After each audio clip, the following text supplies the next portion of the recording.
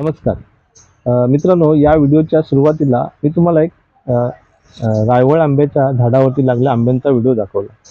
त्याच्यावरती एवढे आंबे लागलेत की म्हणजे खूप सारे आंबे लागले. तर आज मी तुम्हाला आमच्या लहानपणीच्या गमती सांगणार. ज्यावेळी आम्ही 10-12 वर्षाचे होतो ना, त्यावेळी आमच्या गावच्या साईडला म्हणजे आमच्या कोकणाच्या गावामध्ये हापूस आंब्याची झाडं खूप कमी होती. त्याच्यामुळे आम्ही सर्व मुलं दुपार झाली की रायवळ आंब्याच्या झाडाखाली येऊन बसायचो.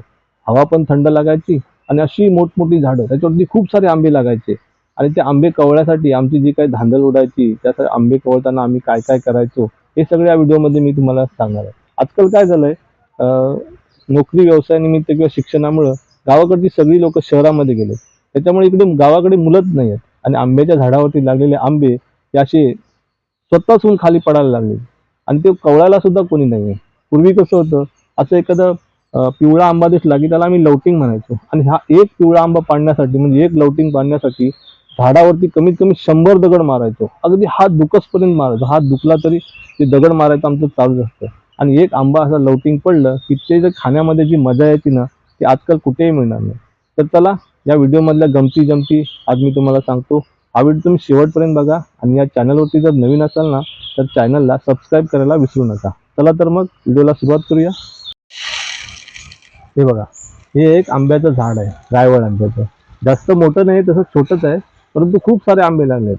आंबा खूप गोड आहे, परंतु या आंब्याच्या झाडाखाली एवढे आंबे पडले की आजकाल हे उचलायला सुद्धा कोणी या ठिकाणी नाही. पूर्वी ज्यावेळी आम्ही लहान होतो त्यावेळी आम्ही हे आंबे उचलण्यासाठी एवढी झुंबड पडायची, म्हणजे खूप सारी झुंबड असायची. आता तुम्ही या व्हिडिओमध्ये बघत असाल कितीतरी आंबे पडलेले, परंतु ते उचलणारीच कोणी नाही आहे. त्या ठिकाणी कोणी मुलंच नाही आहे. एवढे सारे आंबे पडले. तो आंब्याच्या झाडाला एकदा मोहर आला आणि छोट्या छोट्या कैऱ्या लागल्या की त्या कैऱ्या जास्त गळू नयेत म्हणून त्या आंब्याला असं झाजरून ठेवायचे. असं पूर्ण गोल रेषा मारायचं, म्हणजे आंबे पडायचे नाहीत, छोट्या कैऱ्या जास्त गळायच्या नाहीत. आता ते किती खरं किती खोटं हे आम्हाला माहिती नव्हतं.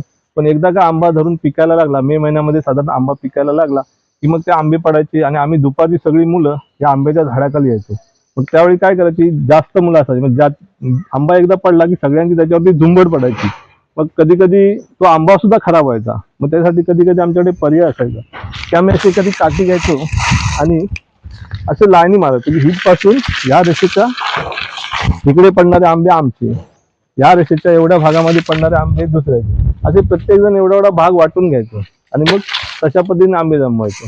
आणि जमवलेले आंबे काय करायचे, तर जमवलेले जे आंबे असायचे त्यासाठी दगडाचा असं एक काय करायचो, सगळे दगड आम्ही एकत्र जमा करायचो आणि त्या दगडांचा असं एक घरकुट बनवायचो. असं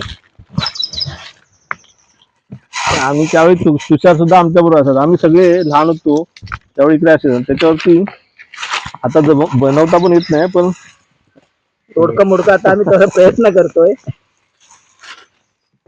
असं करायचं, याच्यावरती इकडे असं टाकायचो आणि त्याच्यामध्ये मग असे आंबे ठेवायचे. आणि मग सगळेजण, समजा 4 जणांचा एक ग्रुप असेल तर 4घे जण मिळून एवढासा जाग्यामध्ये पडणारे आंबे आमचे, असं सगळं जमून आम्ही ते संध्याकाळ झाली की ते आंबे वाटून घ्यायचो आणि मग आपापल्या घरी निघून जायचो. त्यावेळी हापूस आंबे जास्त नव्हते, परंतु एक मजा खास होती नाही तुकाराम? हो, आंबे असले तरी त्या आंब्याला खूप चव असायची. ज्याच्या डोक्यामध्ये समजा वरून एखादा आंबा पडला आणि जर तो डोक्यामध्ये पडला तर तो आंबा जर दुसऱ्याने कोणी उचलला तर त्याला सांगायचं की हा आंबा माझ्या रक्ताचा आहे, तो मलाच पाहिजे.